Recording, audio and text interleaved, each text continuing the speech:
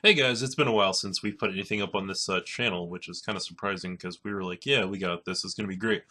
Um, we've got the footage, or the audio for the most recent episodes sitting somewhere that I will have to dig for and try to find and upload because I have never cut a video or audio together on Audacity, so we'll see how that goes. Hopefully I can manage it. If not, I will let one of the other guys know, and hopefully we'll have that episode up because that should have been out at the end of last month, and it was the 2018 or 2017 Movie Fellows Movie of the Year, which is a really good podcast. I had a lot of fun doing that. But that is not why we're here. We're here to talk about the new movie Annihilation, starring Natalie Portman. I know I'd said last night on our Facebook page that I was going to have this up last night, but by the time I got home and everything like that, I just got so busy that I just never got around to it. And I got up this morning, I was like, I really should record this. It's still all fresh in my head. And I turned on my webcam and I was like, man, I look so tired. And I was like, I'm not going to do this. I look higher than a kite, which is weird because I've never been high. So here we are. It's Wednesday night instead of Tuesday night, and I am filming this right now. Okay, so Annihilation is a 2018 science fiction film. It's touted as horror. I disagree highly. There's some suspenseful things, there's some gross things, there's some grotesque, but that is not enough to justify it being horror. So I'm just going to throw this out there. This is not a horror movie. There's some creepy, gross things, but that's about as far as it goes. This is based off of a book by Jeff Vandermeer by the same name. So it's Annihilation based on the book Annihilation. This is directed by Alex Garland. It stars Natalie Portman, Jennifer Jason Leigh, Gina Rodriguez, Tessa Thompson, Tuva Novotny, and Oscar Isaac. And pretty much the synopsis, without going into too much detail, which I will do here in a little bit, um, this is about a group of military scientists who go into an area called the Shimmer, and which is a mysterious quarantine zone that is full of mutating and evolving creatures.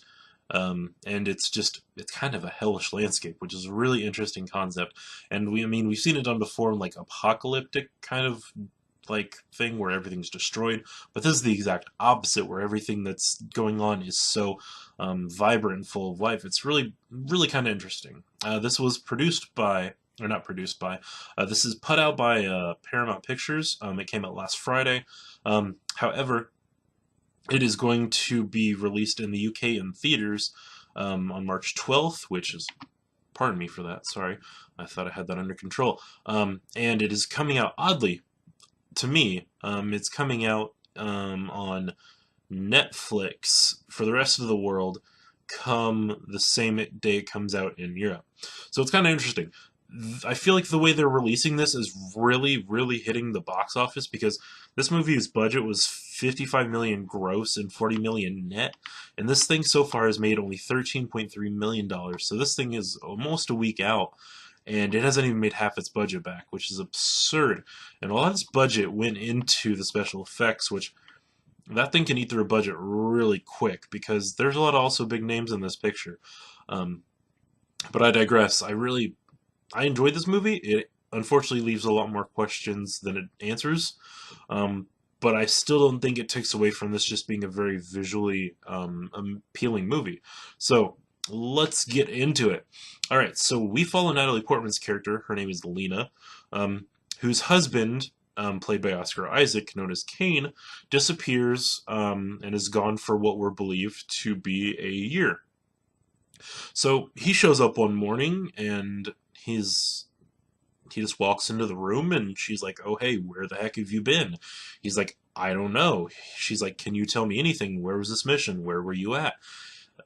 He's like, "I don't know. I can't tell you." Yada, yada, yada. Also, one more thing before I get too far into this. I'm going to try to keep this a very short video. There's really not a whole heck of a lot to go into in regards to the movie without spoilers. So, going forward from here, this is going to be a short video. Hopefully, I'm going to keep it under 15 minutes. Got about 10 to go, so hopefully we're going to see if we can do this. We're going to see if I can actually do a short movie review. It's going to be great. It's going to be awesome. Hope you're going to enjoy this. So, going back. His character comes back and he's unable to be told anything. And we see kind of, I guess prior to this, we see her being interviewed or interrogated by a character named Lomax, who is a military soldier out guarding the quarantine zone, trying to dig out information of her, finding out what happened to her party because she's the only one to come back. Now, Kane, we learned, is the only one of his group to come back as well, and we find out what happens to his party later in the movie. So Lomax is interviewing her. He's like, "What happened? Who's dead? Here's your party member." He's listed off the party member by name, and he's like, "What happened to them?" She's like, "They died. I don't know. I don't know. She died. She's dead." So on and so forth. So, during the interaction, as she's recalling things, this is more kind of a he asks questions, and then we go back to the flashback, and then it goes back and forth, kind of building the story through that way, and it's kind of setting up plot narratives. So we go back to the scene where she's asking Kane questions in the house. He has a glass of water on the table in front of me, takes a drink, and as he sets the glass down, we pan to the glass, and it is filling with blood.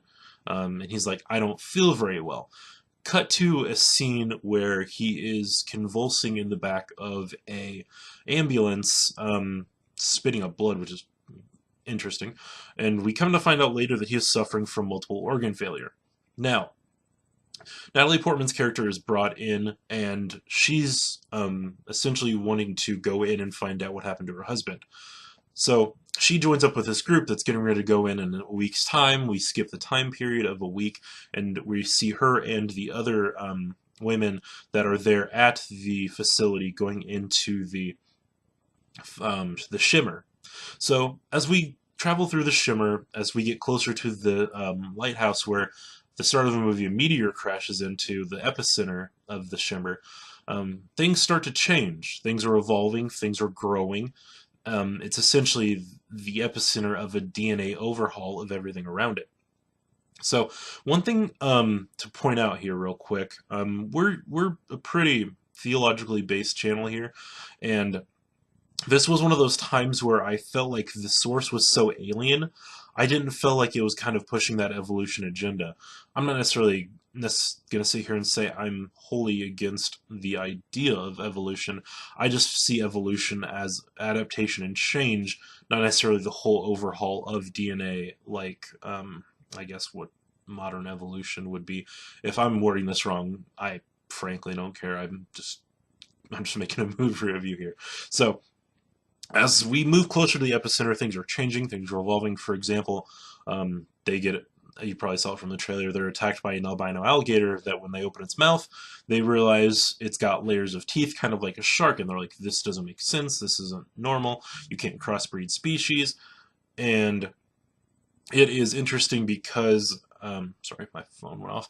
So, oh, I guess I should have prefaced with this.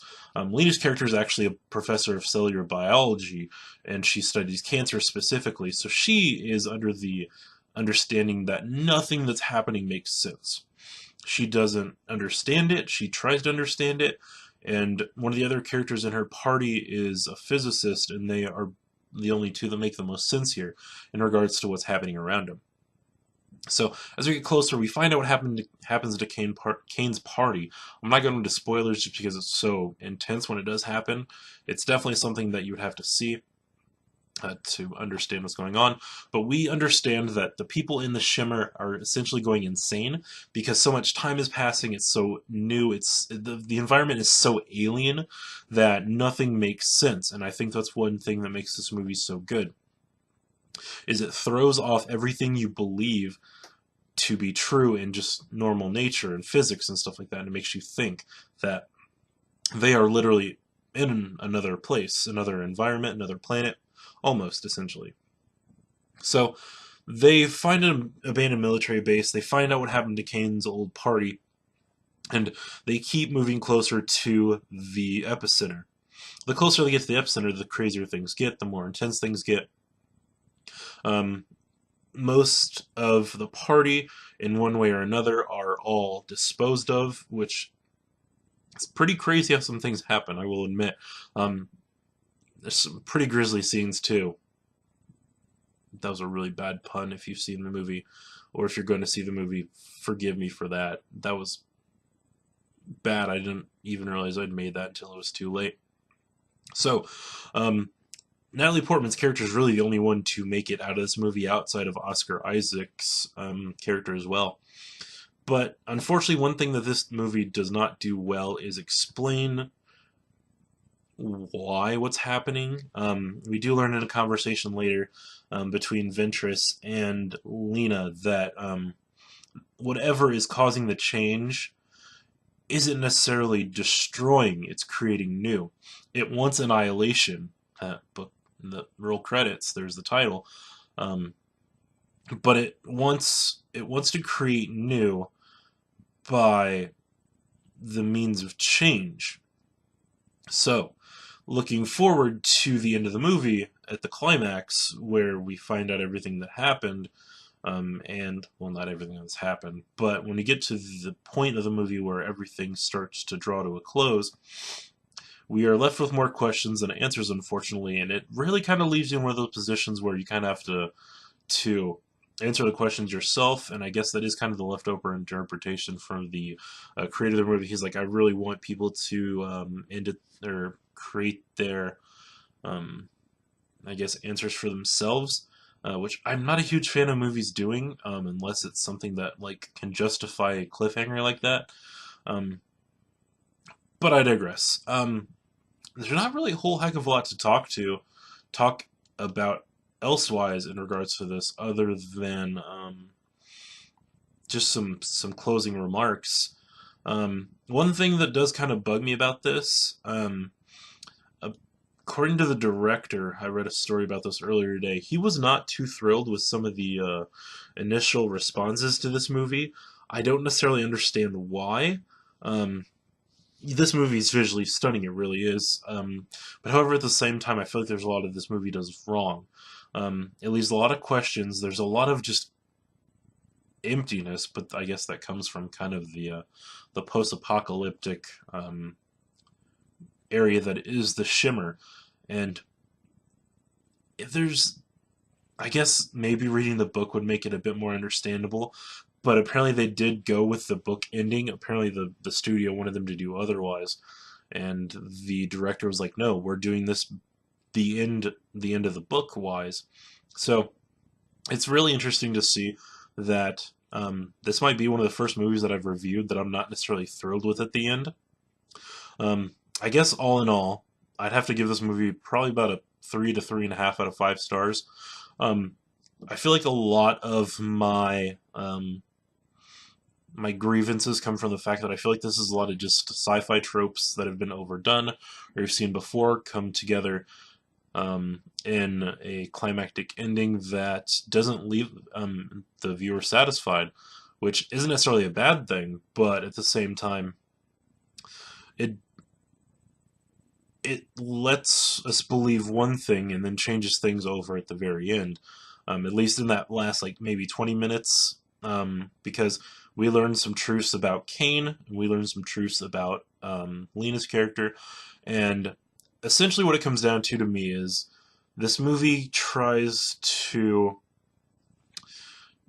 make it seem like everyone that's doing things are, I guess, justifying, not necessarily justifying, but atoning for their sins of their life, and that's why they go into the Shimmer, because they feel like they've kind of hit the end of their ropes, which we learn about the characters as the movie goes on.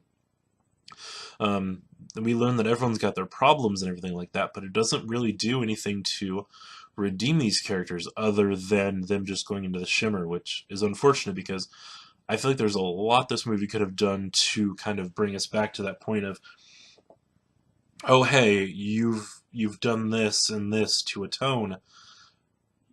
Here's the reward. It kind of just leaves you with this subtle cliffhanger of, is what you've seen important? Does it matter?